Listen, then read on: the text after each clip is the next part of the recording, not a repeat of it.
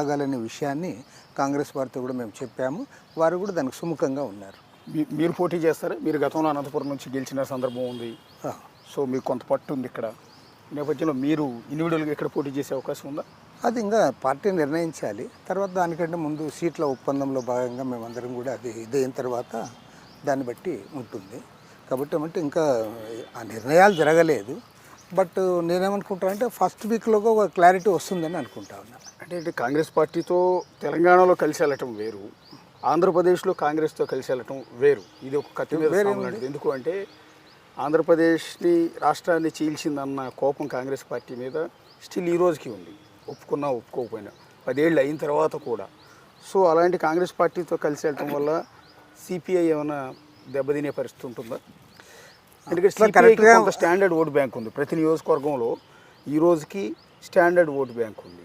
అంటే వాస్తవంగా మాట్లాడాలంటే రాష్ట్ర విభజనకి మేము అంగీకరించాము, సమైక్యతావాదమే మా నినాదం అని చెప్పిన ఏకైక పార్టీ సిపిఎం. ఇంకా అన్ని పార్టీలు కూడా తెలంగాణకి ఆ సపరేషన్ మద్దతు ఇచ్చాయి. Not only Congress, even Telugu Desam letter ఇచ్చిన తర్వాత స్పీడప్ అయింది. అన్ని పార్టీలు అంగీకరించాయి, సిపిఐ కూడా అంగీకరించింది, బీజేపీ కూడా మాకంటే గట్టిగా మాట్లాడింది. కాబట్టి ఏమంటే ఇదేదో అంత కాంగ్రెసే చేసిందని చెప్పడం అంత కరెక్ట్ కాదు. నన్ను అడిగితే క్లియర్గా చెప్పాలంటే ఓన్లీ సిపిఎం మాత్రమే వాళ్ళు మేము దానికి మద్దతు ఇవ్వలేము, మా భుజాల మీద పెట్టి కాల్చొద్దండి, మేమైతే సమైక్యతవాదం, మిగతాది మీ ఇష్టమని వదిలిపెట్టారు. మిగతా అన్ని పార్టీలు కూడా తెలంగాణ కావాలని చెప్పిన వాళ్ళే కదా.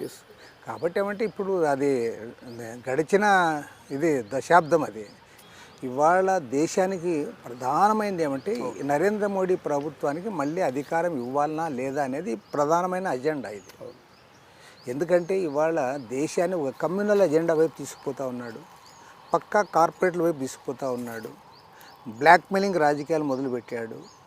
వారు ఎంత పెద్దవాళ్ళైనా సరే మీరు మాకు అనుకూలంగా ఉంటే ఒకటి, లేదంటే మేము కేసులు పెడతాం, జైళ్ళలో పెడతామనే స్థాయికి వస్తూ ఉన్నాడు. మంత్రులు, ముఖ్యమంత్రులు, మాజీ ముఖ్యమంత్రులు అందరూ కూడా బ్లాక్మెయిల్ చేస్తూ ఉన్నాడు. గతంలో ఏ ప్రభుత్వంలో కూడా చూడాలి ఇంత ఘోరంగా. ఇంతకుముందు కాంగ్రెస్ ఉన్నప్పుడు విమర్శించే వాళ్ళం మేము కూడా, మీరు సిబిఐని ఇది చేస్తున్నారు. కానీ వాళ్ళు అట్లా కాదు, డైరెక్ట్గా నీ యువతల వైపు ఉంటే నీ మీద కేసులు లేవు, బయట తిరగచ్చు, జగన్మోహన్ రెడ్డి మాదిరి ఉండొచ్చు.